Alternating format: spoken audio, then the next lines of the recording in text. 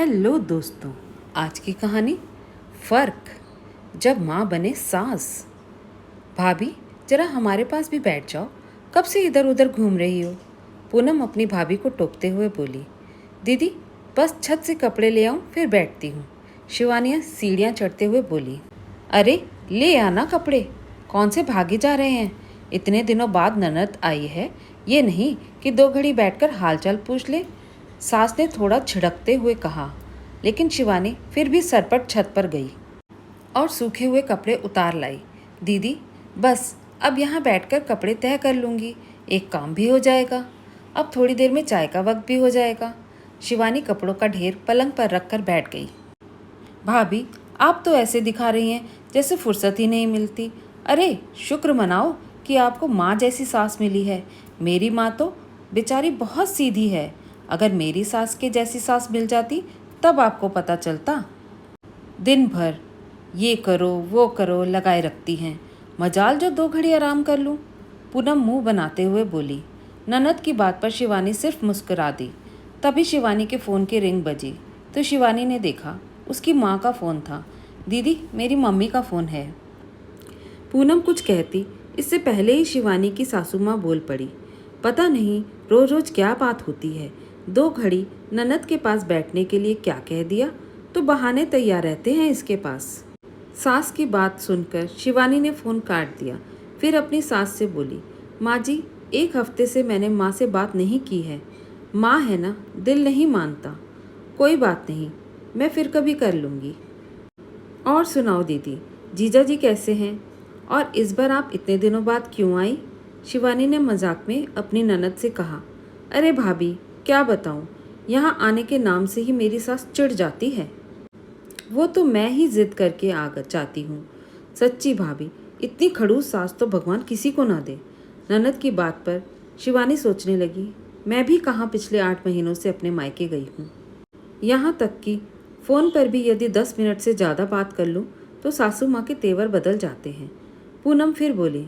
भाभी, शुक्र मनाओ कि मेरी सास की तरह मेरी माँ आप पर रोक टोक नहीं लगाती, नहीं तो आपको पता चलता सास कैसी होती है। पूनम हर बात में अपनी सास को बीच में ला रही थी। थोड़ी देर बाद पूनम अपनी भाभी के कमरे में गई तो वहाँ खूंटी पर टंगे नाइट सूट को देखकर पूछ बैठी। भाभी, आप नाइट सूट भी पहनती हैं? जब मैं यहाँ थी तो मैं भी पहनती थी, लेकिन मेरी सास तो अब मुझे लाने भी नहीं देती। मजाल जो मैं नाइटी पहनकर भी कमरे से बाहर आ जाऊँ। आप खुशकिस्मत हो जो आपको माँ जैसी सीधी सास मिली है। शिवानी को अब अपनी ननद की बातों से खुन्नस आ रही थी। वो पूछ बैठी। दीदी, आपकी सास इतनी कड़क है तब तो सारा परिवार उनसे परेशान रहता होगा। क्या आपकी सास आपकी ननदों पर भी इतनी ही रोक टोक लगाती है? अरे नहीं भाभी, बेटियों को तो उन्होंने सर पर चढ़ा रखा है। सारी रोक टोक तो मेरे ही ऊपर रहती है। बेटियां तो माँ की लाडली है ना, उन्हें भला अपनी माँ से क्या परेशानी होगी? पूनम बोली। सही कहा दीदी, माँ तो सबकी सीधी ही होती है, लेकिन पता नहीं क्यों ये माएँ सास बनते ही बदल जाती हैं। पता है दीदी, ये जो नाइट सूट आप देख रही हैं ना, वो मैं सिर्फ अपने कमरे में दरवाज़ा बंद करके ही पहनती हूँ। और आप जो कहती हैं ना कि मैं आपके पास बैठ क्यों नहीं रही थी, यदि घर में कोई भी आता है तो माँ जी मुझे वहाँ बैठने नहीं देती और ना ही मेरे सामने घर परिवार की कोई बात करती हैं। कहती हैं कि बहुओं को घर के भेद देने से बात घर के बाहर निकल जाती है।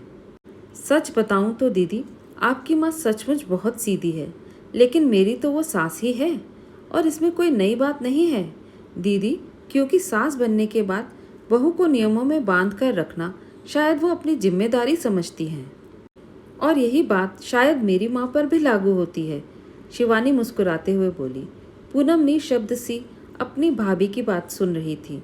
उसे यकीन नहीं हो रहा था कि उसकी सीधी माँ सचमुच सास बनकर इतनी बदल गई है, लेकिन उसे आभास ज़रूर हो रहा था कि भाभी ठीक ही कह रही है। जो सास उसके लिए कड़क मिजाज है, उसकी ननदों के लिए तो वो ममतामयी माँ ही है ना। सच में एक माँ जिस तरह अपने बच्चों की नादानी और कमज़ोरियों पर पर्दा डालती है, एक सास नहीं डाल सकती। आप सही बोल रही हैं भाभी, सच में माँ तो सबकी सीधी सादी ही होती है, लेकिन सास तो सास ही होती है। भाभी, अब नहीं कहूँगी कि आप खुशकिस्मत हैं। नहीं दीदी, खुशकिस्मत तो मैं हूँ जो मुझे आप जैसी प्यारी ननद मिली है। शिवानी पूनम को बाहों में भरते हुए बोली तो पूनम भी हंस पड़ी। धन्यवाद दोस्तों। कैसी लगी आपको आज की ये ननद और भाभी की कहानी? अगर पसंद आई तो लाइक और शेयर ज़रूर कीजिए। अगर नए हैं तो चैनल को सब्सक्राइब करना बिल्कुल मत भूलिए।